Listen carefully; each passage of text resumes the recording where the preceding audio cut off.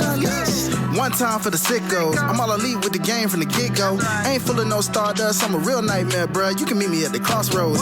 Business is booming, I feel like the Hurt Syndicate, and they tell me don't hurt anybody. I'm way too fly like Kevin, I could do this all night. Step back, it's a private party, I'm more dirty than dumb with the way I live. No saint like Ricky with the vibes I give. Looking at my watch, it's about that time. When I hit him with the toodles, it's a lot like Tiff. Might as well call me Tony. They don't even know that I'm timeless. AJ Francis, all I really know is first class. $1 million man, too priceless. You ain't even over. Shout out to my dogs like Bron. Baby, I'm a limit breaker. You were just a death rider. Can't rest in peace. I saved that for the Undertaker. Proceed with caution, but you ain't Naomi. Can't book the team. Your name must be Tony. IWC say you got to go. I like Jermaine and Gresh. Run it. Let's start the show. Cool kids step to the front. Cool kids. Too sweet sign for the click. Gotta get the people what they want. Gotta get eradicate quick. Yeah, I'm like Seth with the outfits. Coming in hot too live on your outlets. Running these streets like the prophets. Thank God for the new day. Can't stop it. Jay Uso with the yeet.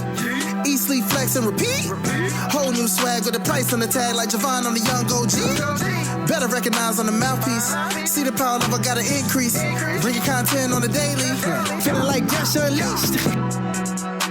Greetings and salutations, ladies and gentlemen, boys and girls, non-binary pals, baby mamas, baby daddies, and everybody in between. Welcome back to the Gresh Unleashed podcast. This is episode 148 of the show that brings you the good vibes to the best of our abilities. Joining you as always is the voice that does the most, the purveyor of mischief, Gresh. And joining me as always is my guy, one of my main mans, one of my left to my right, wherever you want to go. He is here bringing the noise as always as the current VP of current events and affairs. He is none other than the giant of the Familia representing Sucio Sports. He is none other than Jermaine the Giant. What's good with you, brother? Well, man, a little bit of breaking news, like I guess within the last hour or so. WWE has signed Saudi Arabian wrestler, forgive me if I'm pronouncing this wrong, Fatu. Yeah, he a big old dude. Oh, yeah, they do like him big. Pause. Yeah, he's a large human being, and so the video shows him going to Orlando and arriving at the PC and training and everything. I guess he looked like he was a arm wrestler, a strong guy, powerlifter or something, maybe. But yeah, I definitely think he's gonna have one of them spots that Finn Balor got locked out on in the room. You can't tell me that they just signed a Saudi Arabian wrestler and they about to have a Royal Rumble. Oh yeah, he's definitely in Saudi Arabia. Come on, dog. He's definitely going to. He's definitely going to what you call it. What up, Meek? He's definitely going to have a strong showing in the Rumble on Saturday. Mm-hmm. That's what I'm saying. So congratulations to dude. And other than that, if you guys ain't already done so, make sure you guys have your beverage on tap. Jermaine's going with the libation over there. I'm going with the Suja organic gut health because your boy is trying to make sure I ain't out here with the bubble guts. I got had to refill among other things. Exactly. Because it's like I'm big on that. Like I pay attention to that. Like pay attention to that type of stuff. So hey man, you don't stay in shape like this by just going nonchalant with it. Like I'm all in, even though I do partake in alcoholic beverages during the holiday season. But other than that, yeah. Yeah, I always make sure I keep my water handy. Like I got to. It's like literally like attached to my hand. Like so, oh yeah. The one time I got drunk so bad I didn't include water. I was on a cruise and I was blacked out. I think I had a double shot of bourbon. Long story. And I don't know how I got back to my room. Like I didn't wake up in nobody else's room. I got back to my room, but I was struggling the next day. And after that, I said, never again will I not drink water before, during, or after drinking alcohol. So, yeah, you gotta be properly hydrated and properly your stomach has to be full.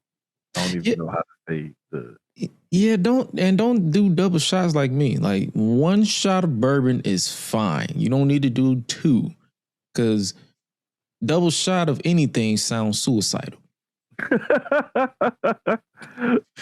Unless you're somebody like me, and that's like your first drink. Yeah, true. Hey man, listen, I don't know. Like the craziest part about it is, like in South Louisiana, it's almost in your blood when you're born. But then when you have literally like Indian and like Creole, Black, like all kind of stuff, like cultures who are like big drinkers in your background, Mm-hmm. it's like what else do you expect? I don't know. Mm. Oh man, but hey man, for those of you who are tuning in, we are here to chop it up and just chill with you guys and also talk about this little thing that we all following from time to time, professional wrestling, as we wind down January, because it's January 27th at the time of this recording, and we have like what, the Royal Rumble this weekend, and then it's the first, so aka rent due. Yep. And AKA Black History Month. For those of you who don't know, now you know. And if you don't care to know, now you know anyway.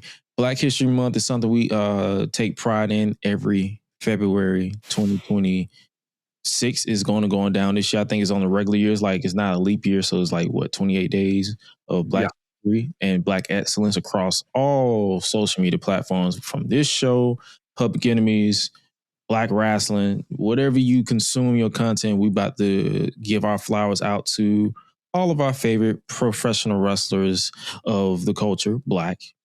And hey man, y'all gonna, if you hate it, tough shit. You're gonna listen to it anyway. However, but before we get there, we still have the Royal Rumble. We will be previewing and predicting the Royal Rumble towards the end of the show, so don't go anywhere with that one. And if you haven't already, make sure you scan that QR code to hit the subscribe button, wherever you listen to your podcast, so you guys can stay in tune and stay locked in with us across all platforms. Other than that, I guess we could chop it up in what went down with wrestling this week. Don't really need to do AEW because I already talked about it on Public Enemies on Thursdays, and I'm pretty sure we've probably moved on from most of that stuff because nobody watched Collision. Did anything happen on Collision? Besides them asking Andrade to take his clothes off, no, I don't think so. I can't remember. They want this man to get naked? Well, they wanted him in his his tidy whities. Yeah, the tidy whities. Because he had on, he's been wrestling in pants. Yeah. And they wanted him to take the pants off. So he obliged the crowd to take the pants off. Now the pants were white, the tidy whities were actually black. I can't remember what it had on the back. It was like some symbol saying something on his logo, probably. Probably, I think it was. I think that's what it was. Because the tidy whities were black with the white logo thing or whatever on the back. I do remember that happened on Collision. And I guess that's where he cut the promo of saying that he wants to go after the AEW World Title and that Swerve was standing in his way. Mm-hmm. And this coincidentally is what kicked off like the Twitter spat between him and MJF. I saw that. What did he do? He mentioned what Andrade mentioned MJF wanting the world title and then something about his wife. And then MJF said, you sure you want to talk about wives with me, hombre? And here's the thing. All Andrade said was, yes, I want your world title. That way you can, take a break and take your wife on a honeymoon. She deserves that. That's what he said. So, because if you remember, MJF won the title that Saturday, got married that Thursday, Friday. I can't remember what it was, but then it was something, and then was right back on Dynamite that Wednesday. Because I think the thing was he got married back. No, he got married. No, he filmed a movie, got married, filmed another movie, or started filming another movie, won the title. The movie film was wrapped, and he went back to Dynamite. Still didn't give her a honeymoon. Damn, that's crazy. Hey man, MJF, I commend you, my brother, but I am not that dedicated to the game. I'm getting some cheeks. Listen, but not just cheeks. I want uninterrupted vacation cheeks. He trying to pull a John Moxley. That's what it is. You can still get cheeks because if you at that level, cheeks can travel with you. You can have a conversation. They work together. Like they can just go in the locker room and call it a day. Exactly. I want uninterrupted vacation. Yeah. You don't need to pull John Moxley because that man still ain't been on a vacation since 2020. Bruh, remember we talked about this after the coffin match? Mm-hmm. We wondered, would this be the time? Nope. Every single time we wondered. We thought, okay, he's starting to lose in the Continental Classic. This may be the time. Nope. He won the title. It's like, God damn, bro. If they have like PTO days, like old school rollover minutes, bro, I know John Moxley probably got to have about 4 years worth of PTO time. He got to, dog. He got to. He got to have about 2, 3, 4 years worth of PTO time. The man should have took a PTO when he did that back body drop through the stage on Brody Lee. That's when that man should have took a PTO. Or was it a pile driver or something? He went through the stage with him and Brody Lee. Bro, I'm saying though, like he clocked in 2019 and never clocked out. Like if he was actually punching the clock, his time card would have just one punch on it. It would be that August whatever 2019 around 8 p.m. Like it never clocked out. Like that. I mean, that's it. That's it. I don't get it. Like, see, I see what the Lord be doing for others, but He need to do it for me. I need more cheeks. Listen. Like, brother, stop giving the ungrateful the prize. Give it to me. Thank you. Some cups unnecessarily overflowing. My cup needs to be full. It's half empty. I'm tired of being on these streets, man. I need to retire. These streets are depressing. I want to be. I like to be at home. I am a homebody. Stay inside. Like I cook. I know how to clean.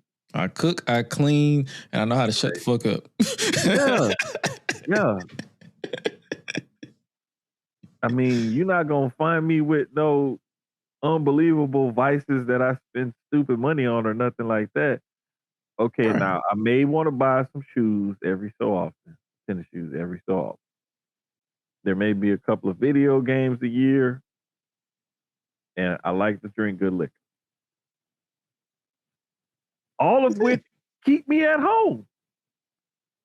And if we've combined our resources, you ain't gotta worry about me going to the gym at all time crazy hours. I can make my own home gym.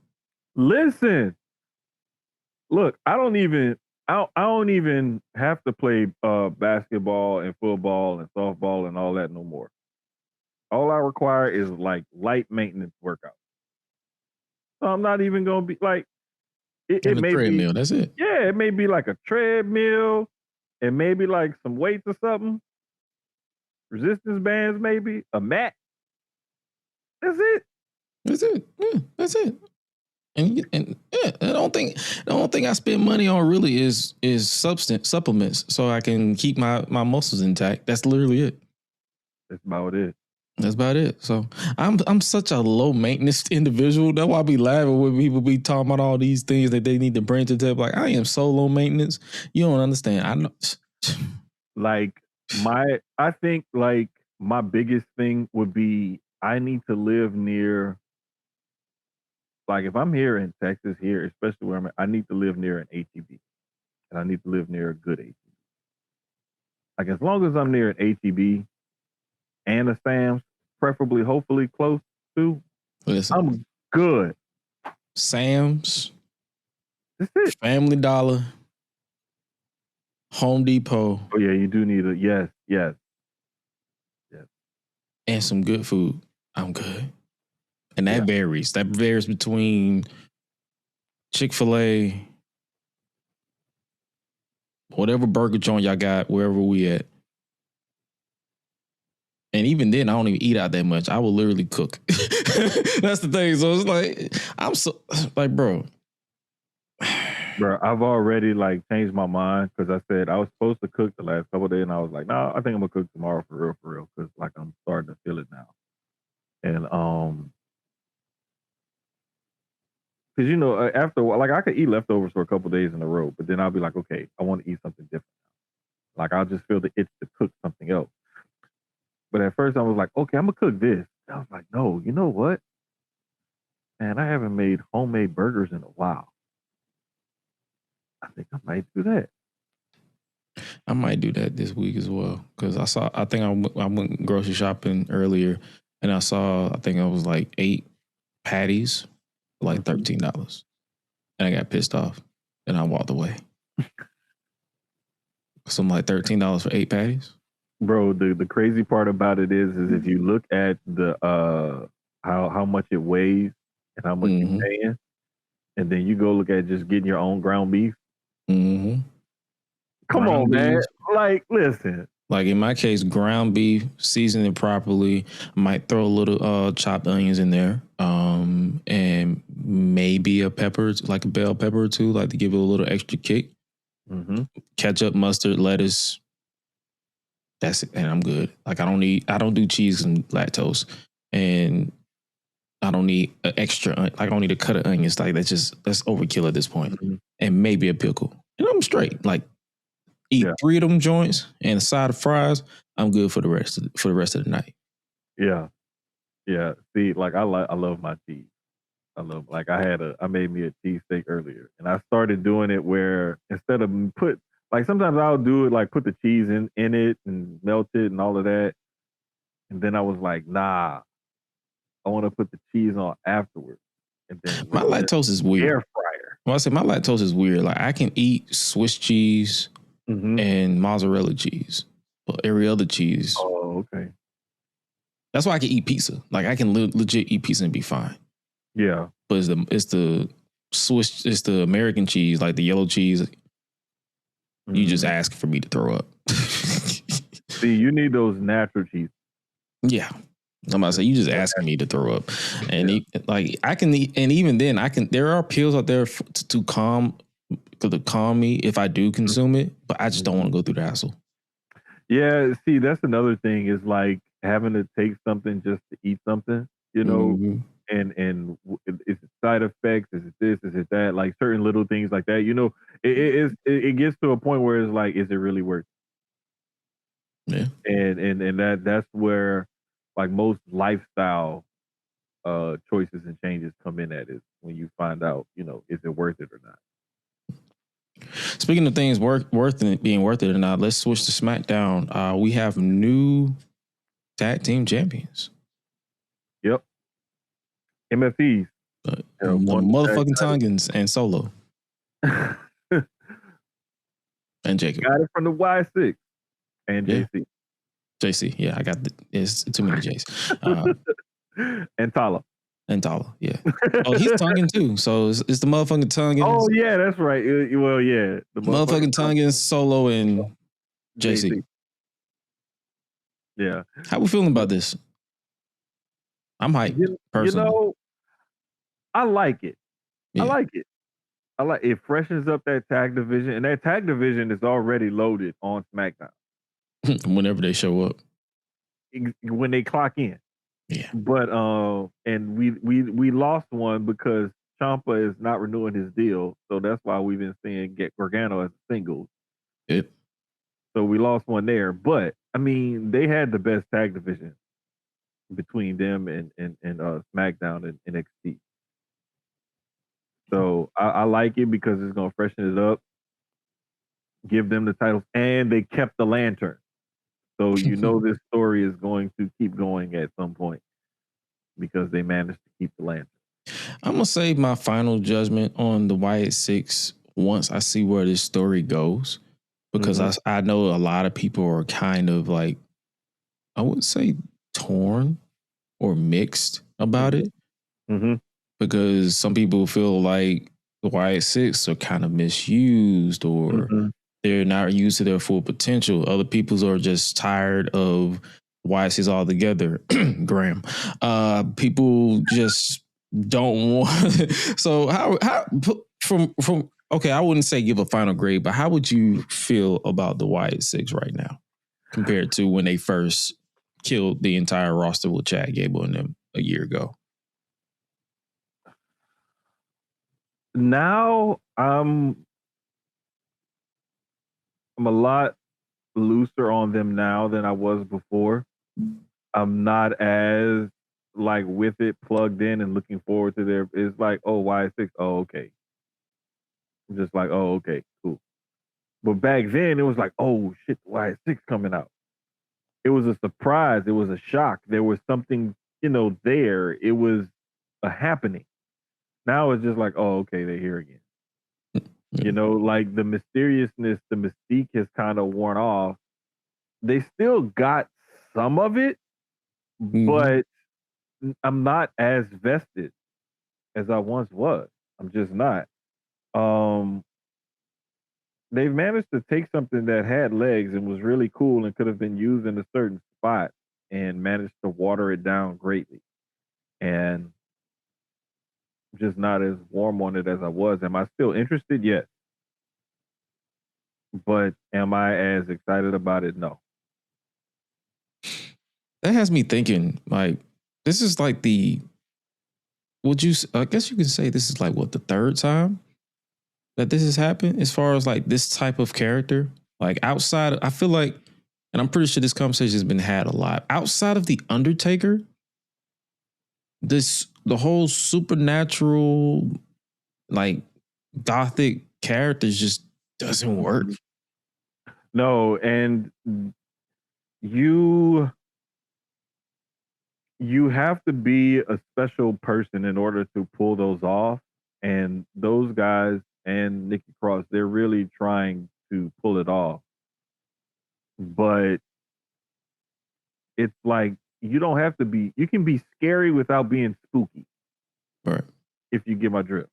You can just be like weird and creepy, but you don't have to be like supernatural, like ghostly, like, whatever. And that's perfectly fine. But if you're not like a special attraction, something that, and that's how you have to be presented when you have that kind of gimmick. You have to be presented as something that's not like a given thing. Like we're going to see them every Friday. Right. So I feel like they probably would have gotten more out of it if they would have went full in on the split personality thing.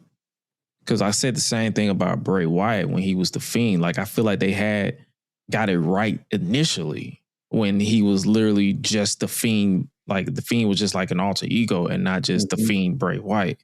I feel like they could literally just like build this world around the Wyatt Six being more of a alternate version of Bo Dallas, Dexter Lumis, Joe Gacy, Eric Rowan, Nikki Cross, where whenever they feel like their backs against the wall, the gimmicks come out and takes control, aka being a special attraction.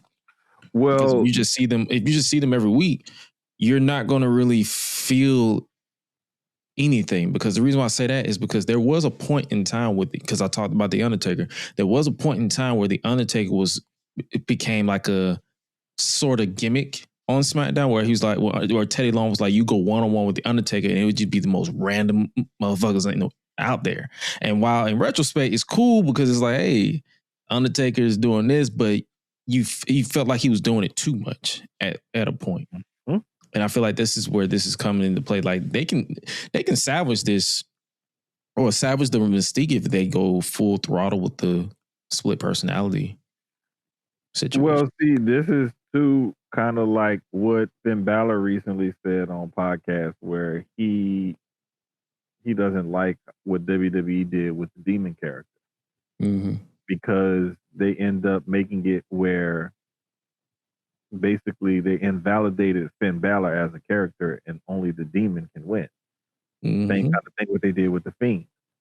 You made it to where Bray Wyatt is no longer a viable option. It's only the Fiend. Right. So a lot of the times they don't know what to do with the split personality character thing, and they lean too heavily on the alter ego because that's the more marketable thing. Yeah, the more marketable, sensational thing. And what they have to learn how to do is better portray those two sides and learn how to present that alter ego or that, that thing as a surprise and attraction, something that you don't see coming. You know what I'm saying? I think that's what I'm basically getting at. Like, build everybody up when they're out of the mask and face paint. To where if the face paint come out, it's like you push me to that point. Because you can't handle me as my regular self. Now you want me to go overpowered? Okay, bet. And then when I'm done being overpowered, I'm still whoop your ass. Exactly. Like, and that's my thing is that hopefully with the writers' room shakeup and reorganizations that we've heard of recently, that we can get better, more fluid storylines that make more sense, that kind of make us more interested in some of these characters and things that they're doing. But I mean, hey, we just have to kind of watch and see as of right now. But it is what it is. I'm hoping that they can revive the Wyatt Six and make them a little bit more interesting and put a little bit of shine back on them. Facts. Also, we got, speaking of shine, we also got face-to-face with Jacob Fatu and Cody Rhodes before they inevitably clashed on, I wouldn't even say clashed, they brawled all over the place on Saturday night's main event. And according to a certain Twitter account, Jacob came out cosplaying as a Blood. Man, some people just stupid. And it's two things you can't really fix in this world. It's broke and stupid. And that person, whoever that tweeted it is, God bless them, because you are very stupid. When I saw that post, I literally felt like Booker T. You didn't say that. Tell me you did not just say that. Please tell me you didn't just say that. Because I'm like, okay, you can't be a casual fan, because even casual fans kind of know. And if you pay close enough attention, even as a casual fan, you will notice. Like, come on, bro. Like, they talk about, like, this isn't back in the 80s and the 90s when they assigned wrestlers jobs with their gimmicks and they tell this story on commentary as their background. This isn't those days. I'm sorry that you were fooled or whatever, that you don't think this is real, but yeah, that's real. That's what made the promo so good. Yeah. And I actually, Jacob's promos are always feel real to me. Even when he was in MLW, when I came across a couple of his promos and matches within that company, and seeing this, I'm like, yo, this adds to the, like, yo, he's like, when he said that line, he's like, you think I'm unhinged, you think I'm crazy, but I have complete control. I'm locked in. So I'm like, yo, this is a dangerous Jacob Fatu, because he's unhinged. But when he said I'm locked in, I'm in complete control, it's like, brother, run. Because if I'm this scary, locked in and under complete control, what if I do say I'm really all gas, no brakes with it right now? Mm-hmm. What if I really do push myself to that point? So again, this is character development and whatnot, because you thinking that you've seen the Samoan werewolf and whatnot, but then he's giving you something else. And then you thinking you've seen, all the American Nightmare, white meat babyface QB1 shit from Cody, but then he's giving you something else. And this is the kind of stuff that makes these kind of interactions more interesting, is because it's kind of another facet of their character. Mm-hmm. And it's pushing both of them to go to a place where they haven't really gone before and show something they haven't really shown before. And this is what I like about it. It's similar to how personal like that Hangman Swerve feud was. Right. It's similar. Like whenever there's something that deeply personal that you can dive into it, that makes these moments that much better. And then the fact that they couldn't even have a regular match because the bell never got rung because they were just fighting, like that makes it even better. Mm-hmm. Cool. I love it. Yes, sir. And to the person who tried to come at Jacob, let's just say you wouldn't go check him if he was or wasn't. And for the record, he's clearly said that he's about that life. So, hey man, don't ever question that again. But also we won't question is the legitimacy of Trick Williams. That man out here hanging with the best of them, hanging with Damian Priest, Sami Zayn, Randy Orton. They immediately established this man as the top guy. Bruh. Not only was he in promo battles against these guys and matches against these guys and whatnot, but they're actively making him a big deal. Mm-hmm. And when you hear the way commentary is speaking of him, you can tell, yes, they are trying to, you know what I'm saying? They're trying to get behind him and really push him and make him feel like he's one of those top guys. And I love that for Trick, because the crowd is behind him. The fans are behind him. Everybody's happy that he's actually getting this kind of push. So it's great. But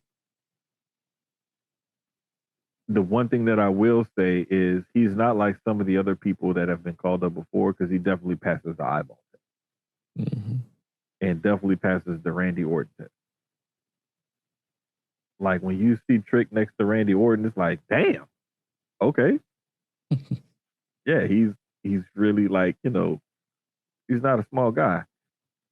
And to see the way he can move around the ring, being at that size, that's even better, because it's like the game is different now. And you have to be a little bit quicker, a little bit more athletic. You can't just, walk around throwing people around and, yelling crazy shit. This ain't the 80s. You know what I'm saying? You can't have 3 moves and, a coked up promo and get over for, 10 years. It don't work like that. Right. So. No, facts. I agree. So, and then he didn't look out of place at Saturday Night's main event either. Saturday Night's main event overall was a pretty solid show. I enjoyed it. So, Oh, for sure. I liked it. The other thing, like I mentioned before, was that commentary actively was, talking about how Trick was like seemingly the smartest person in that 4-way match, because the way he was trying to go for pins and sneak in and this and that. Like, that's even better. But yeah, Saturday night's main event was, I was happy with it. I was happy with it. Yeah, it's always a fun show when you got a random ass nigga in your ear telling you it sucks online. So, hey man. And we also saw Rhea Ripley and Io Sky Ryo. Is that what they call themselves? Rio. Rio. Ain't that a wrestler's name though? That is, but he's a Japanese wrestler who is also signed to AEW. So, they don't care. Never mind. Exactly. Nah, but yeah, they retained over Liv Morgan and Roxanne Perez in a fun official opener because you don't really count the brawl as an opener, even though it was a fun segment match. But this was a fun opener.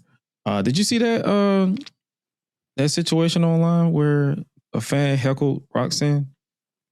Yes, I did. Did you actually listen to the video?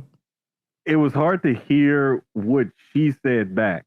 He basically was saying, why you always fucking flopping? Yeah.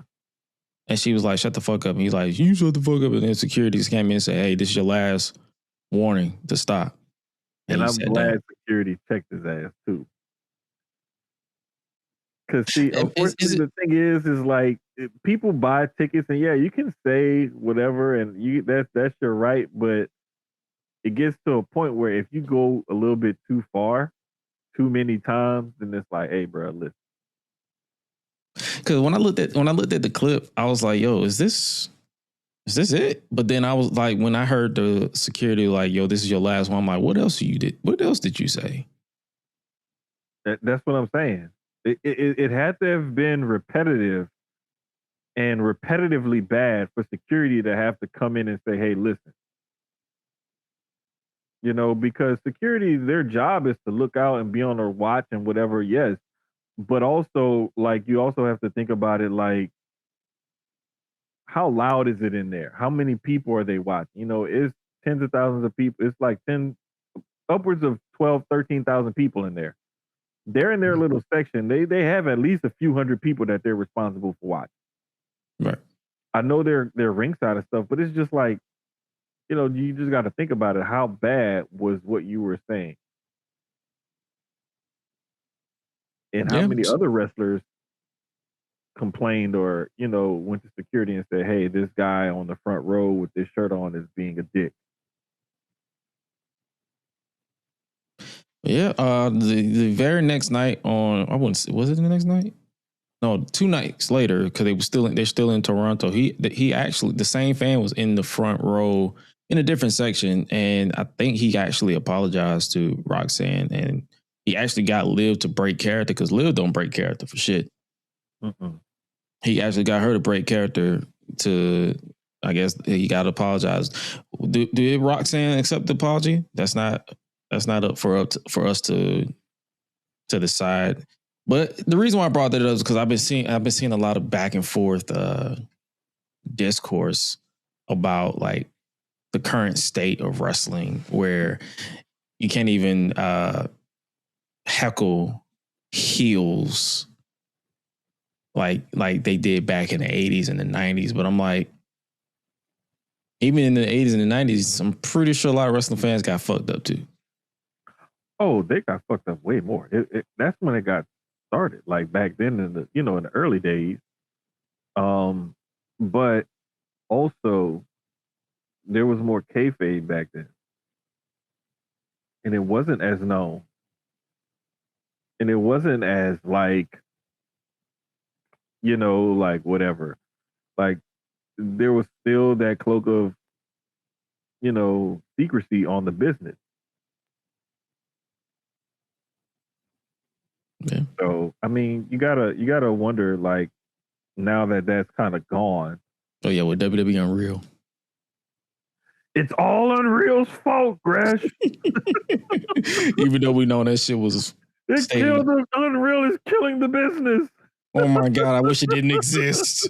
Oh my God. I wish I didn't have to force myself to turn the TV on to watch WWE Unreal to let me know that this shit is fake. Why do they keep playing this on my television screen? You mean the thing that you have the option to turn on and off yourself? The thing that you actually pay monthly to watch. Like you can bypass it, when they have this option on Netflix where you literally can say thumbs down on this type of things and they will never recommend it to you again. So you can control your algorithm. But hey, man, anything to get the hate. But nah, man, I am in the middle, like I always am, because on one hand, I didn't think what he said in that particular clip was warranted of the backlash because he's like, quit fucking flopping. But then again, if you really look at it, and as someone who has nieces and who has women in their bloodline, he literally said it with aggression. It was the aggression. It was her reaction. And it's also the thing that, again, how many other people have you been heckling and what have you been saying to them? Mm-hmm. So it's a lot that goes into it. It's a nuanced thing. And if you don't understand nuance, then this is not your conversation. Yeah, of course you're going to feel some type of way about this. But yeah, me personally, hey man, continue to it's not the end of the world. No one got fired. No one got assaulted. No one got arrested. Mm-hmm. And at the end of the day, as a fan, you're still going to watch the fucking show. So exactly until the next discourse come along and y'all find something else to bitch about. Please don't remind me. But congratulations to Rio on retaining the tag team titles. But also we got as of now that they're promoting the final match between AJ Styles and Shinsuke Nakamura. And I will definitely say this is night and day better than whatever the hell they did in 2018. Brother, I was in the building for that in 2018 and was mad. Because I remember what they did at Wrestle Kingdom 10. Mm-hmm. And I was like, to finally see them wrestle and they pulled this off, and then AJ's leaving, like, and Nakamura's leaving. I was like, okay, they both going to, okay, well, maybe we might see him down the line. Never got that match until 2 years later. Finally got the fucking match. And then it's like, and then Nakamura turned heel and you're like, Yeah, he became obsessed with everybody's balls. But then it was like, I was like, all right, I like heel Nakamura. I really do. I like when Nakamura is a heel. But it was like they could have made him a better heel than what he was. Like this last heel version of him was really good. I like that version. That's what he should have been back then. The heel version last heel version should have got the theme that they gave him the first heel turn. Because I'm not gonna lie, that first heel turn theme song was kind of catchy. I don't know what they were saying, but it was definitely catchy. It kind of was. But if you notice, his theme song has always been a version of the original. Mm-hmm.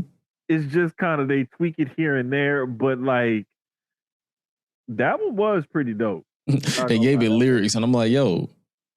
This is so obnoxious. It works. Yeah. Because the crowd wanted to sing along, but they couldn't because the lyrics was literally changed the tempo every time he rapped. But yeah, this match, I enjoyed this match. Like I watched it like twice, which I rarely do with Saturday Night's Main Event matches because, hey man. So they left it all out there, and we'll definitely talk a little bit more about AJ Styles in general as we get to preview and predict the Royal Rumble, which will AJ Styles actually retire from wrestling or just the WWE? Mm-hmm. But last note from Saturday Night's Main Event before we switch to Raw is Sami Zayn is officially your number one contender for the undisputed WWE Championship. Again, this is where you wonder, are they going to pull the trigger? And I definitely have two predictions, which I'm pretty sure a lot of people are predicting the same outcomes for the Rumble when we get to it. But hey, man, I enjoyed this Fatal 4-Way match just like I enjoyed the entire show, and I still feel like this is the right outcome. Would I have liked Randy Orton? Sure. But what I'm predicting or what I'm thinking about what they might do on Saturday makes sense with this story that they've been telling over the past year and a half with Sami Zayn. And it's like, it's a layup because Sami has never beaten Drew Mm-hmm. So he's literally like what 7-0, 8-0 against Drew. I mean, Drew is against him. Mm-hmm. So, hey man, We know Sami Zayn in Saudi Arabia is like 99 Stone Cold Steve Austin. mm-hmm. Like he's like 99 Stone Cold Steve Austin, CM Punk in Chicago, yes, Bret Hart in Canada. yes. Yeah. Okada in the Tokyo Dome. Kenny Omega just in New Japan in general. Yes. So yeah, he's like that. And then it's funny because it's always funny. Like the hate is only online that he gets, and it's not even a massive amount of hate. It's literally just people who are followers instead of leaders. Oh, for sure. And speaking of people who are leaders or trying to take the reins to get the respect that he feel like he deserves, Finn Balor interrupted the main event world title match between AJ Styles and CM Punk on Raw, and this pissed a lot of people off because it's like, yo, this was getting into second gear, and then this could be AJ's final match on Raw, and Finn Balor interrupted. Hey man, listen. And I liked it. I loved it. I fucking loved it. Because they told a whole story throughout that whole Raw of like you saw a whole freaking career arc in the span of a Monday Night Raw with Finn Balor. Mm-hmm. Like he's coming off the loss and CM Punk giving him his props and everything at main event. He goes to Punk and was like, hey, da da da da. Punk gives him his respect and was like, listen, if you want to be champ, da da da da. Okay, you know what? I'm inspired. Go win the I'm gonna go to Adam Pearce and I'm gonna get in the Rumble. And then Pearce tells us, hey dog, it's Rumble's full. Like, wait, what? Like, nigga, what? And then Liv gaslights him. And then he like, you know what? Fuck this. And goes off. And I love it. Because we can still get the renaissance of Finn Balor that everybody was looking for, even though everybody thought he was about to turn face and, whatever. And it's kind of cemented him as he's still a heel. But we can still get that renaissance because the renaissance is about him meaning something again and no longer being called Finn Balor. And hopefully this leads to some of that. I mean, if you don't get in the Rumble, because it's like, how do you go with this though? Do you have him continue to chase the world title and lose again? Or do you have him inevitably, like, at some point just win the title? Just win the damn thing. Hopefully he would just win the damn thing. That would be ideal. But knowing how this is looking and knowing that we're right at the Rumble and he's not in the Rumble yet, we don't have another Monday Night Raw. And Mania is coming. Mm-hmm. We still have Elimination Chamber between now and between the Rumble and Mania. And so it is just like, do we hot shot the title back and forth? Right. Do we honestly see Finn Balor carrying the world title into Mania? And who could he go against that would make that an interesting story? Mm-hmm. If that's not closing one of the two nights of Mania, what is? And what other stories are worthy of those two spots? Like, there's so much that goes into this.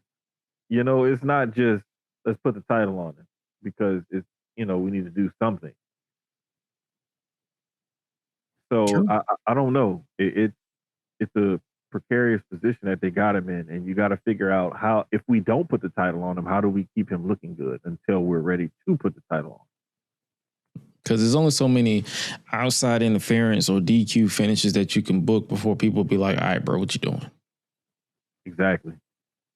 Because we already be hitting that. We've already been hitting that stride for those who have bloodline fatigue. It was like, how many outside interferences y'all gonna book before you be like, all right, bro, enough. People can lose clean and be fine. Right. And you don't want it to be so formulaic that everybody knows the outcome. Right. So, hey, we'll definitely see. And speaking of people who are in vicarious positions, Adam Pearce was forced to apologize. Or I wouldn't say forced. He came to the conclusion that he put his hands on Braun Breaker first. So he apologized to Braun, reinstated the dog, and inserted him, Logan Paul, Austin Theory, and Bronson Reed into the men's Royal Rumble match. Okay. So the vision needs to get some windshield wiper cleaner because the vision is not so clear.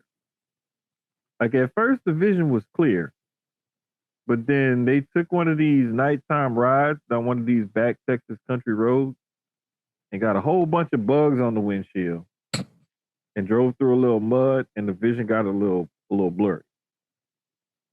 The vision needs a really good cleaning because I can kind of see what's going on, just like I can kind of see through my windshield when it got all that shit on it.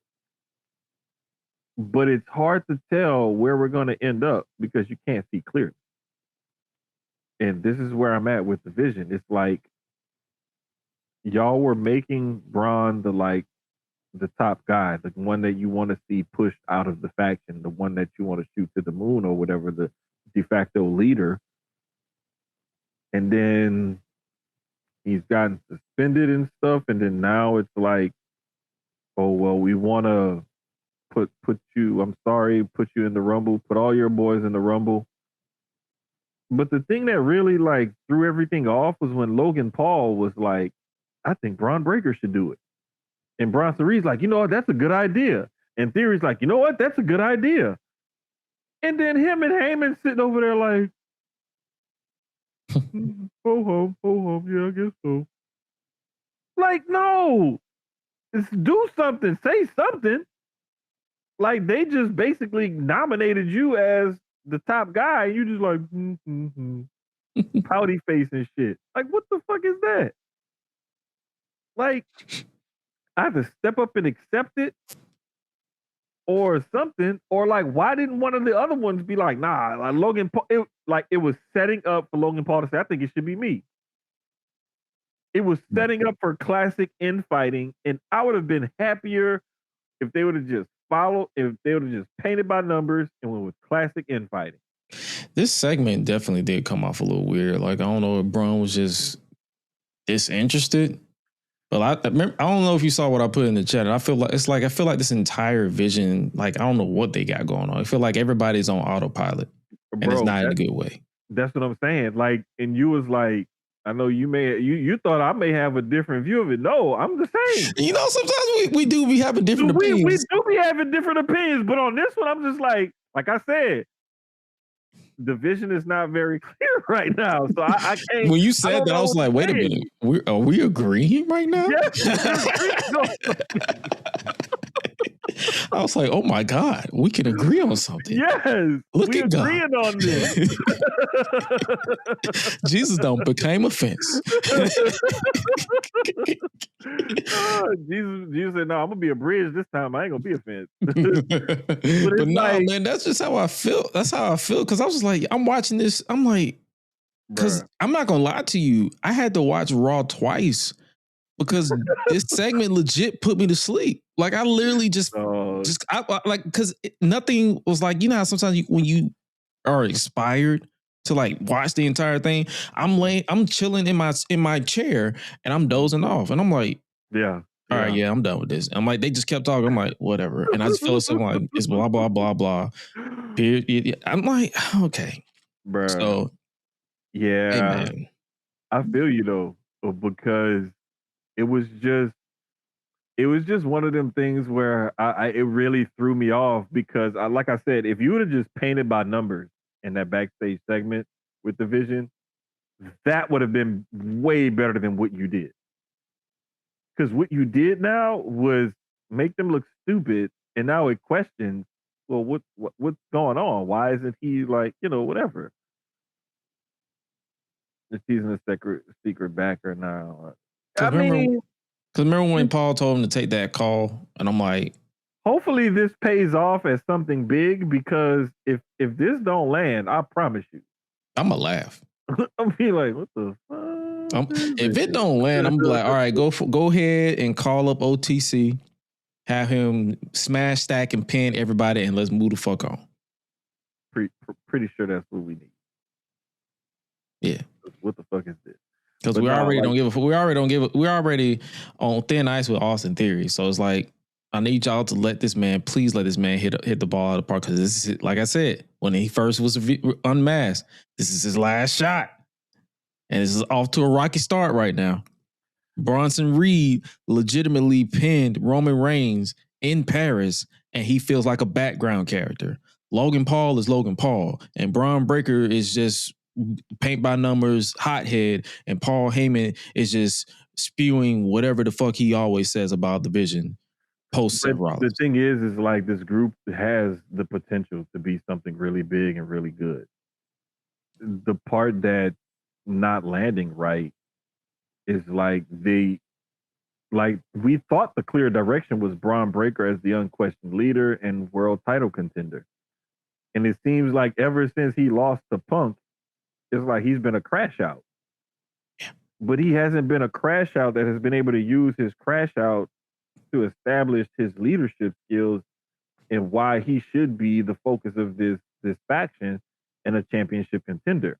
It's like, use that and tell the story of he's so crazy, he's so unhinged that this is his sole focus and he's going after it. You play the story like that instead of this reluctancy that he showed in this pouty face and shit and teasing this secret person who called Adam Pearce or whatever. Like, I don't know, bro. It's just, I don't know. To me, it seems like, I don't want to say it, and I'm not even gonna put it in the group chat, because if I let this idea escape between my ears and I put it in the ethos and it happens, y'all gonna blame me for it. So I'm not gonna say it, and I'm not gonna text it to the group chat privately or nothing. I'm just gonna wait and see. And if this should happen to happen, then I'll be like, Gresh, my worst nightmare just came true. Damn. I'm gonna text you separately, just for record keeping purposes. Like, this happened. This is what I thought, and it happened. Yes. I thought of this and it happened. I didn't pray for it, but I thought of it. I need to get it out and tell somebody, so that way if it happens, somebody be like, you know what? Jermaine did say that shit. He did say that was gonna happen. He said that was a possibility. But also, speaking of possibilities, Natalya is now Natty, I think.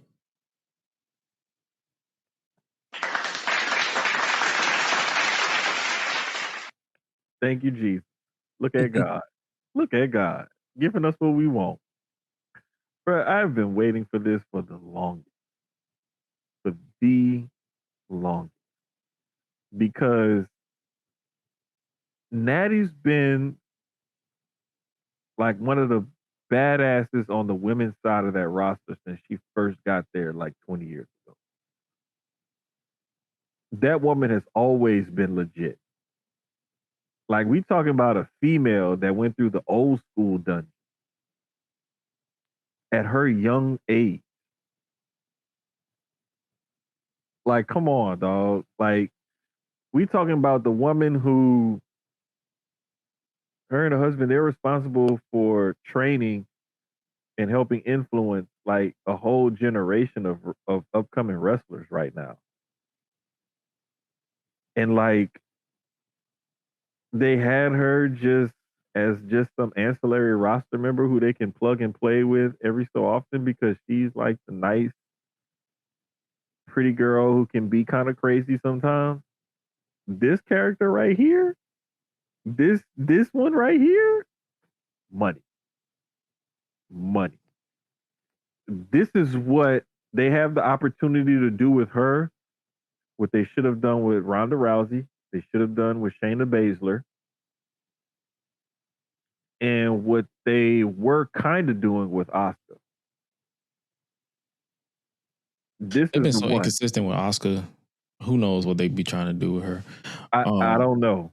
I don't know either. But I can kind of agree with what you're saying. Like I from what I've seen of Natty, as far as like her independent run with Bloodsport, I can see what they should do. Mm-hmm. And I am going to be optimistic, like I always am initially right out of the gate. But hopefully, this isn't the case of they turn her heel, have this for a bit, and then do absolutely fuck all with her. Because that's been I guess you could say the story of her career in WWE. They give her a little push, then they pull her back. Mm-hmm. And then they have you kind of like not care. Then they push her again. Then they pull her back.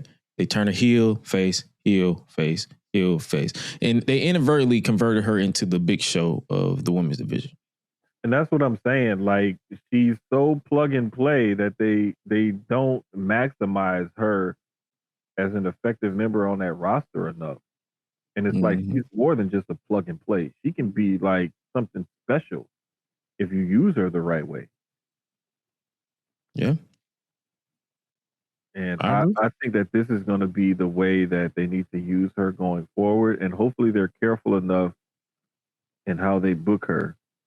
Have her going after some mid-card people and maybe hold on to one of those mid-card titles for a good run. And just hold it down there and really establish it. And then put her in the bigger picture.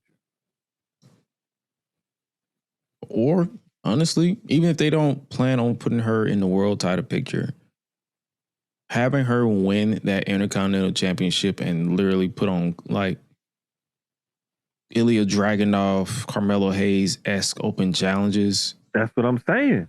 Then go for it. Yes, that's exactly what I'm talking about, bro. Like utilize her strengths, because her weaknesses to me was her character. When I was like the character they were giving her, it just never clicked to me. But then it's like, if you want to utilize her strengths, especially in recent years, it's her in-ring work. Go for it. And put that title on her and let her like cook in that division. And I mean, really cook in that division. And I mean, give her the whole prompt and circumstances, not just ring the bell, y'all have the match, and then you move on. Like have the full presentation, have the commentary, like pick apart the match, like have them hype this match, have them hype the build. Like, you don't have to, if you want to give her the main event spot sometimes, dude, like I'm saying, like go full throttle with this run. If you want us to take her serious outside of the occasional plug and play flop thing. So like I really hope that they present her well. And I think that presenting her as this legit shoot fighter, badass that's coming to take heads off, I think that they got something, and they can position her and use her sparingly like they used to, and not just plug and play her when they need her. And just have her show up every so often and be like, I'm the baddest bitch out here. Like, is there anybody back there who think that they can challenge me? Yeah. You know, and to bring that open challenge to the women's side, like you said, that'd be a great idea. And that'd be a nice way to call up NXT talent if they want to. Be like, hey, you're new to Raw. You gotta go through the living legend, the OG of the women's division. You gotta go through Natty. Exactly.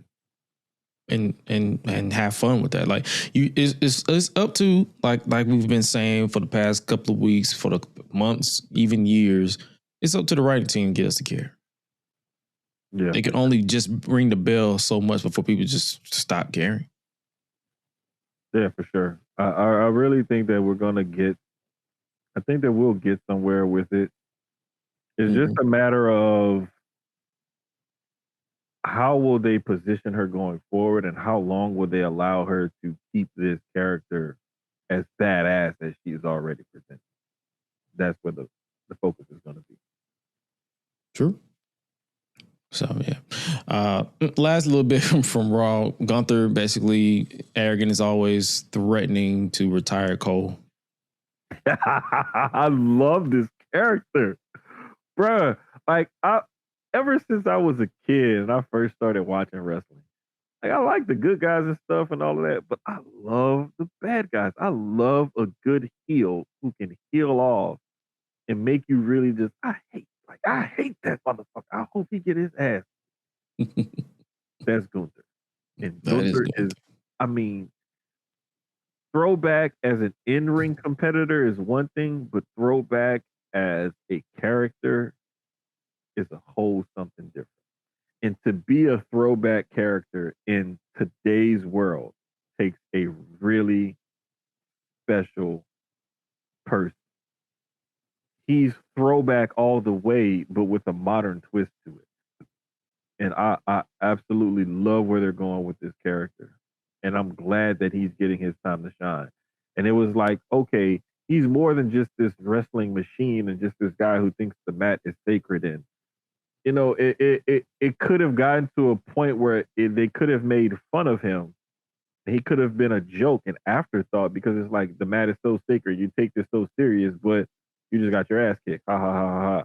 It could have went that way. Yeah, or Bruce Pritchard's idea of having Pat McAfee win. Yeah, stupid shit like that. But it's like, no, protect that guy. Keep him strong like this. Make him a badass. Like, yes, you need these kinds of characters for the simple fact that there needs to be like a North Star, if you will. And you need a big bad, as they like to call it. So that way it's like you have like a measuring stick to judge all other heels against the top worst heel in the company. Yeah. You know, and you need somebody who can go out there and who can make those baby faces look like I'm going to crush all of your hopes and dreams and just beat your ass and end your career. You need them to fight up that mountain and climb that hill or whatever. And you can't do that by having a nice, quote unquote, tweener heel. You can't do that. You can't accomplish that. It just doesn't happen. This is like, true. You need this shit. So, I don't know, bro. I love it. I happen to love that character. I love where they're going with him. And I hope they keep doing stuff like this with him throughout the rest of the year. Keep this gimmick up as long as they can and keep it going, because whoever puts it into him and his shenanigans and stuff, or starts to, or puts a chink in that armor, is going to have a rocket strapped to their back, at least for a short while. Because this is why you have Undertaker beat Brock Lesnar streak. I mean, Brock Lesnar beat the Undertaker streak. This is why you have Gunther retire Goldberg and Cena. I mean, the whole Shawn Michaels Ric Flair thing, that was one thing, but it's like I mean, like, this goes back like long time ago. Like all kinds of stuff. And it's just one of those things, man, where fans don't get it and some of them don't like it. And I don't care. Cry hard. Cry, bitch, cry. Because your tears are going to go into the gravy that I make tomorrow when I decide to make crawfish etouffee. Your tears fuel me like the mana fuels the rock. Exactly. I'm going to make ice cubes out of your tears and then pour good bourbon over it. That's what I'm going to do. But yeah, man, the road to the Royal Rumble, I saw a comment by Kevin in the chat. This don't feel like Rumble season. It really doesn't feel 100% like the Rumble season. It feels like, oh shit, the Rumble's this weekend. Mm-hmm. What happened was we didn't get the declarations like we normally get, the promos and the in-ring stuff. We didn't get the qualifying matches, and we didn't get... We did get a few declarations, though. We got a couple, but we didn't get what we normally used to. Because you know how, like, you'll get, like, the social media post, or you'll get the in-ring promo, or the after the match promo, or the before the match promo. Like, I'm declaring for the Rumble, and I'm about to go out here and show everybody why I'm going to win it. Yeah. We didn't get all of that kind of stuff. We didn't get the pomp and circumstance, and we didn't get like the graphic where they showing, well, there's 30 participants and we only got 18 people declared. And so people are like, okay, well, that's 12 spots left. So that means who's the surprises? Well, we think this person is, so we only got 8 slots left, and who could be those? And we didn't get all of that. Nope. All we got was the Royal Rumble is full. Wait, we got people saying Roman declared by email. Oh, yeah, that was me. Yeah, I know. And then Obafemi did the same thing, and nobody batted an eye. I didn't even see that. See, that's what I'm saying. That's what I'm saying. I didn't even see that. Yeah, he did the same thing. So Open did the same. We can declare via email. Hey, Triple H, what's your email address? Listen, I don't have my passport, but maybe y'all could fast track me some shit. You know what I'm saying? Hey, man. But nah, man. It didn't really feel like it was a Royal Rumble season this year. But hey, we still gonna watch. We still gonna tune in like we always do. So hell yeah, and especially because it's on a Saturday. You're like 2 p.m. in between the Super Bowl. But when Super Bowl? I think it's next weekend. Hold up, I forgot. Is it the 7th? I mean the 6th?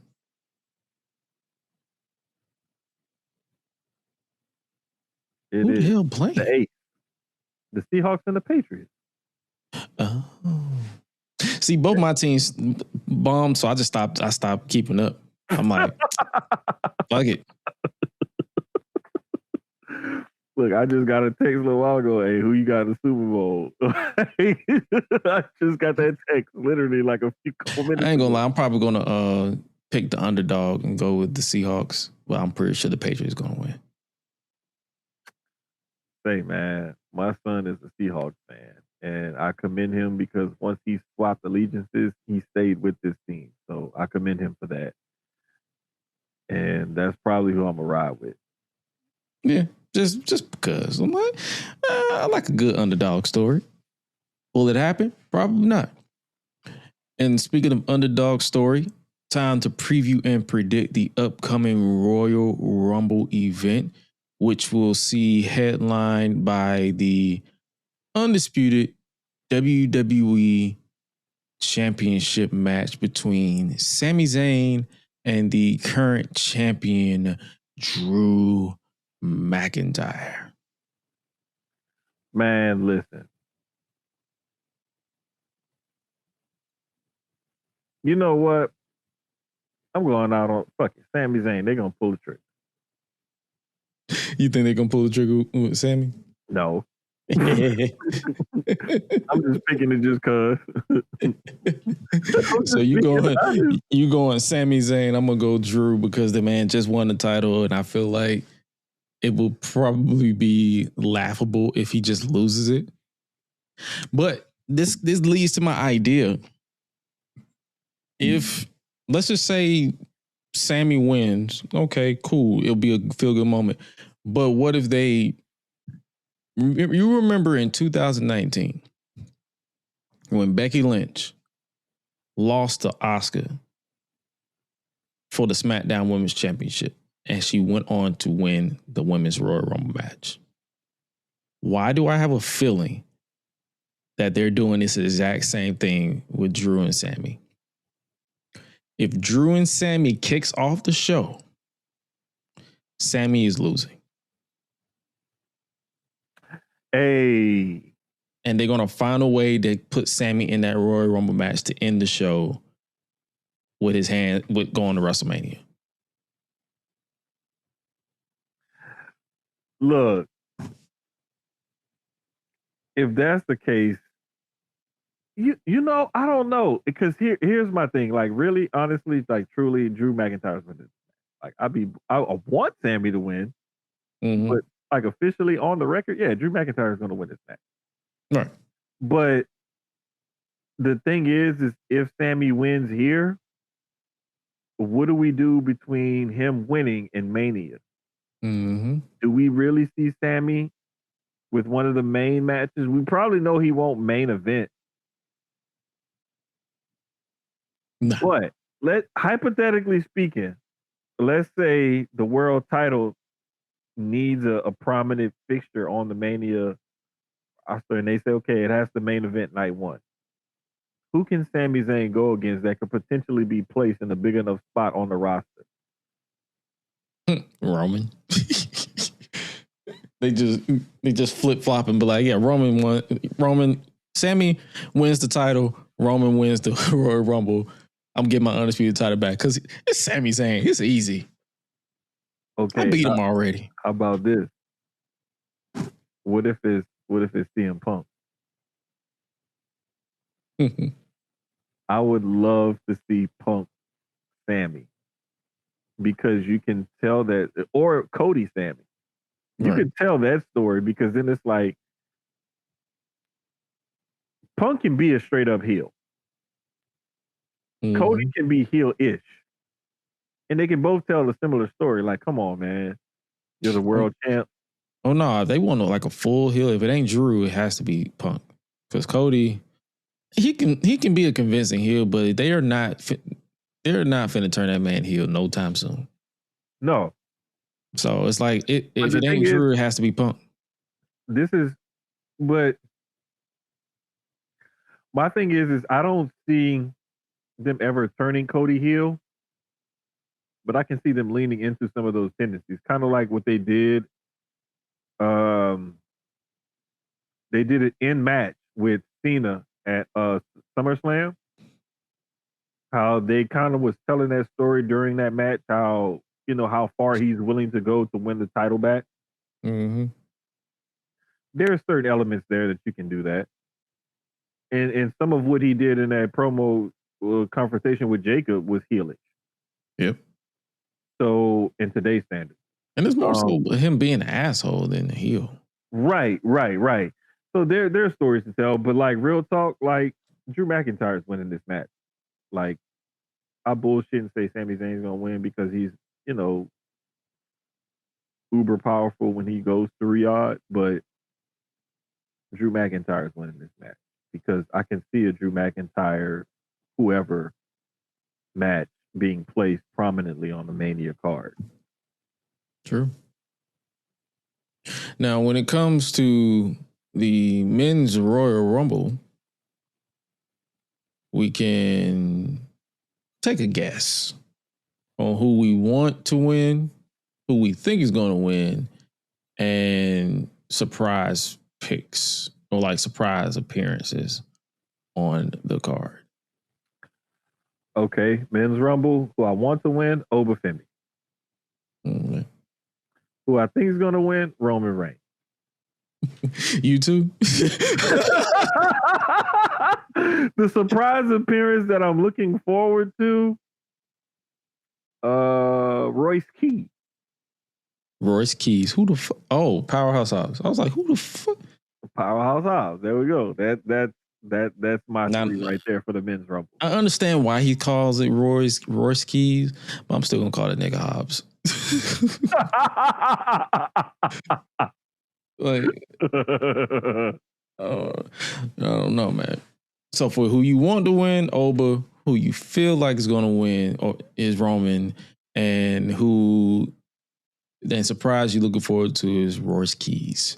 In my case, who I want to win, if this story, I feel like this story can make sense, this underdog story can make sense if they go this route.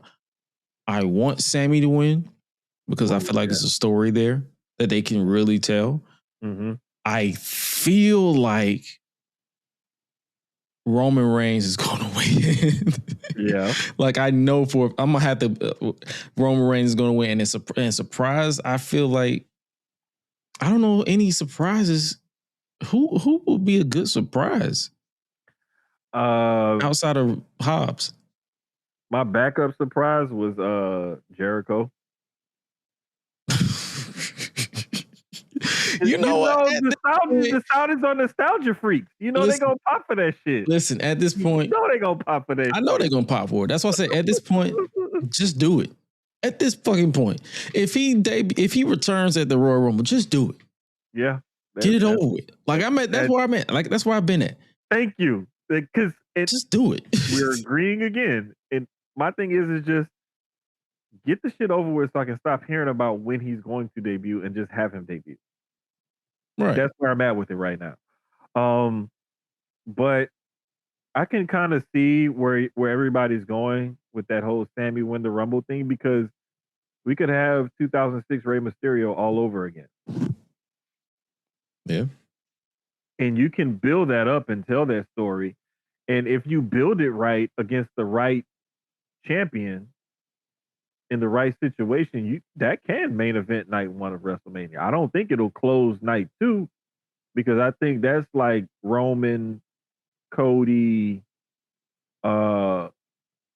one of those kind of guys in that kind of territory that's going to close night 2. But definitely to close night 1, I could see Sami Zayn main event for the title. I could see where y'all coming from with that, because now that I keep thinking about it, I'm putting it together. I could see that kind of build and win and Rumble win and everything else.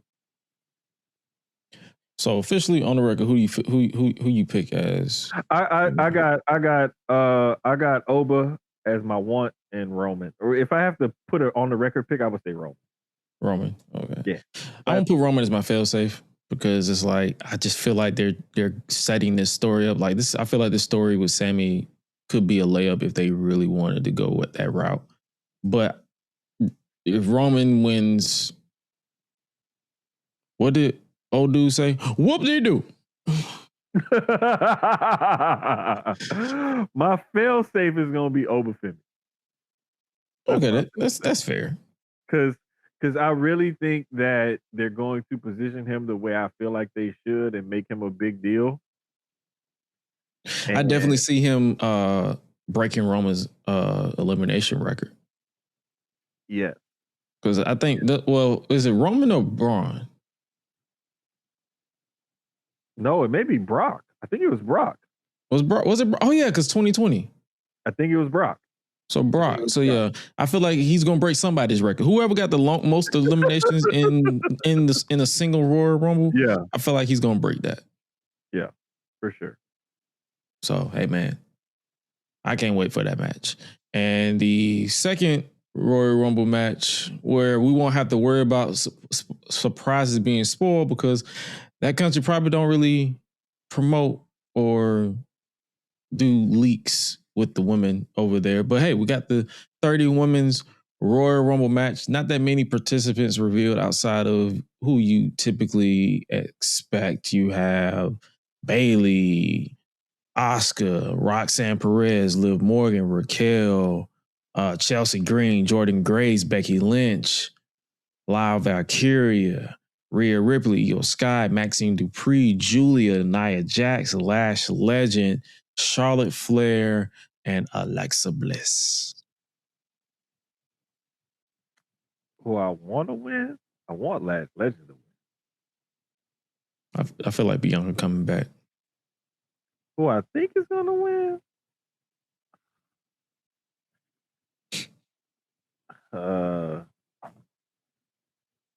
I picked Liv Morgan. I don't know why. I see them going that route. I'm gonna go with Raquel. You feel like Raquel gonna win? I feel like they could do something with her. I feel like they kind of gave it away that she's not winning, because they got her and Stephanie next week in a street fight for the world title. True. That is true. She did get that match for that time. Okay. Damn. Yeah. I don't know, bro. This one is tougher to pick than the men. Oh, it is, because we don't know. Like they can go in. I think that's the beauty behind it too. Is like they can go either way. I definitely see Bianca returning at some point. That's who I really think is like the super wild card factor. That was my surprise. Like I really hope Bianca returns. Like please come back. I really hope your knuckle isn't pregnant anymore. I really hope the knuckle had the baby, and I hope it's a happy, healthy baby. But like, At this point, bruh, because I need that Bianca, that Bianca Jade match at WrestleMania is gonna be, man. you can tell that they're stalling Jade for something. So hey, let's just go They're ahead and get calling Bianca Jade back. for either Bianca or Charlotte, one of the two. And right now they got Charlotte in the tag division, which I feel like is going to split at some point after WrestleMania, by the way. True. But I'm just hoping that, bro, this one is going to be, oh man, this one, like the women have been outperforming the men in the Rumble, like pretty consistently lately. Oh yeah. As far as like the winners and the surprises. Yeah. So on the record, my official pick for the women's Royal Rumble match is Liv Morgan. My fail-safe is Bianca Belair. My fail-safe is Bianca because I believe she's going to be the wild card surprise. But my actual pick, because you're making me rethink and change my original one, because that does make better sense. I'm glad you pointed that out. You know what? I'm gonna go with Roxanne. Roxanne is your main pick? Yep. Fuck it. Why not? Why not? Why the hell not? Because that would actually tease tension in the Judgment Day. Yeah. That is true.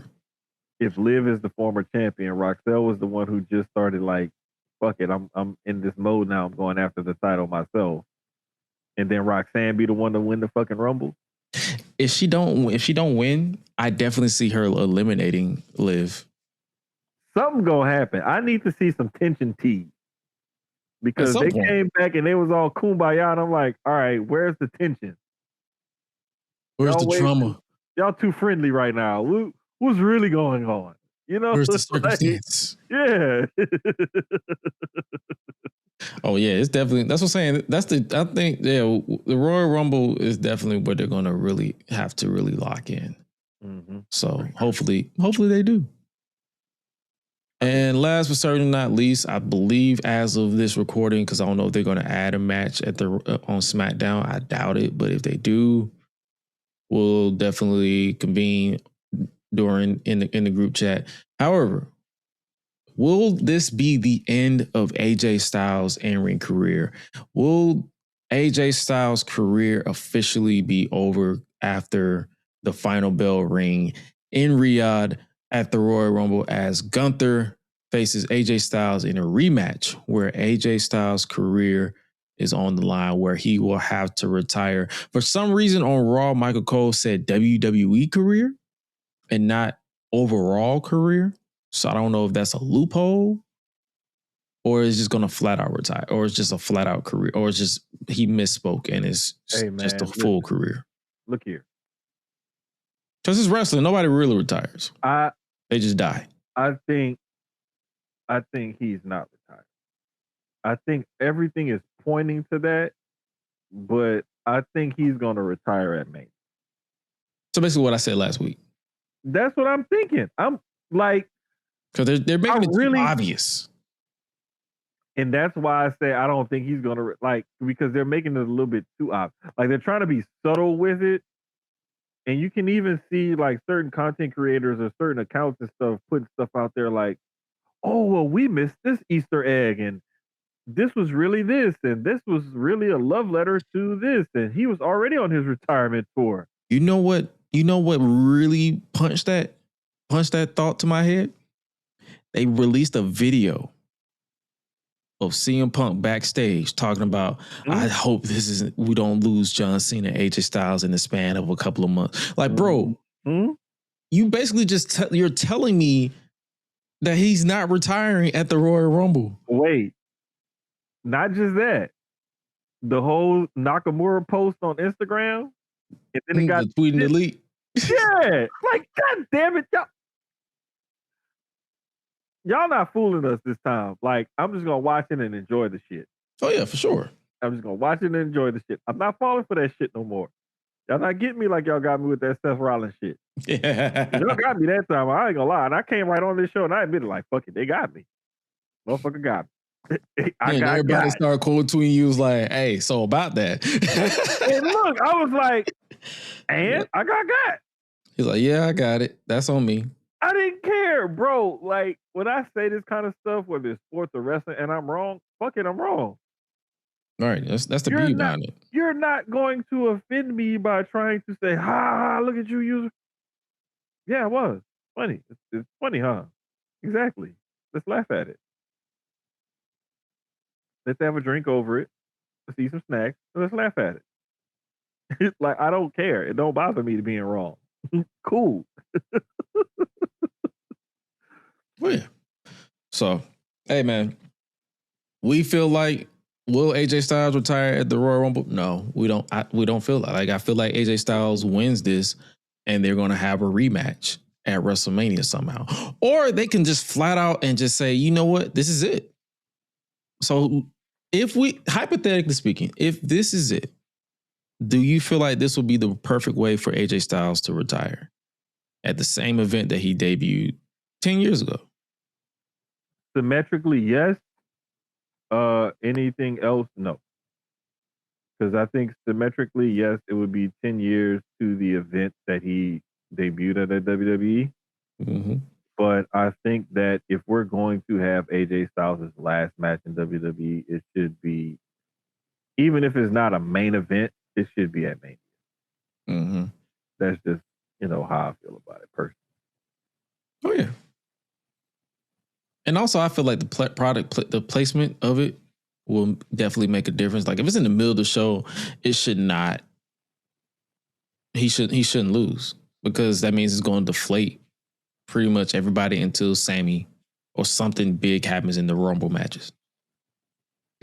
And typically speaking, we typically get the women's Rumble match first. Mm-hmm. And then we'll get a couple of matches and then the men's Rumble. Because we know that lately that men's Rumble has a little bit more heightened sense of, meaning and finality to it, more on the road to Mania.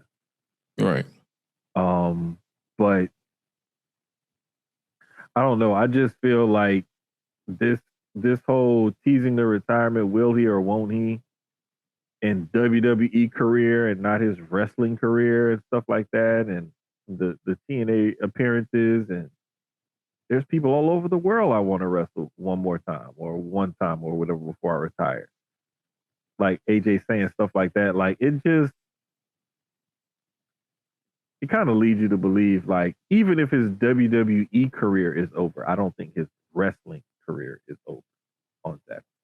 Nah, if he lets his contract expire and he retires in WWE sense and then pulls a Ric Flair and wrestles somewhere else but better, because Ric Flair was old as shit and should not have wrestled after 2008, but I digress. I'm not gonna be mad at that. But hey, man, overall, the Royal Rumble this week is definitely going to be a show that we're going to keep our eye on. To be determined if either us or Public Enemies do a post show, because it is going to be in the middle of the day. So we may do a post show. We may just give our thoughts on Tuesday and call it a day. We'll let you guys know. I just saw that it's actually 2:00 your time, 1:00 my time. I don't know why I thought it was like 3:00 your time, 2:00 my time. So it's 2:00 Eastern time, 1 p.m. Central, and I believe 11 a.m. in the West Coast. Yeah. So they're 2 hours behind me. Yeah. Yep. So hey, man, we're definitely gonna be paying attention to, because so many people gonna be in the Royal Rumble matches on both sides, and they already got some solid stories in there. Jacob Cody, Gunther's gonna be in there. Whether he wins or loses, he's gonna be in the match. On the women's side, obviously you have Liv Morgan, Roxanne Perez, Raquel in there. You have Rhea, Io. Like, it's gonna be a fun time overall. And then you always got the two title matches in between, or the title match and the retire match in between. So hey, man, we're definitely going to be keeping an eye on that. And hopefully you guys kept your overall attention to this show, because I think that's all we got for this episode. Hopefully you guys enjoyed this episode of the Gresham Leagues podcast. Before we get out of here, it's always that time again where we give our song of the week, where we are giving it. I think you said your song is what now? The Sosa? Our song of the week is 40,000 Game. Sosa. That's what it's called? 40,000 Game? Yeah, it's by 40,000 Game. That's my song of the week. Ricky Sosa's theme song. Sosa. Bang, bang, bang, bang, bang.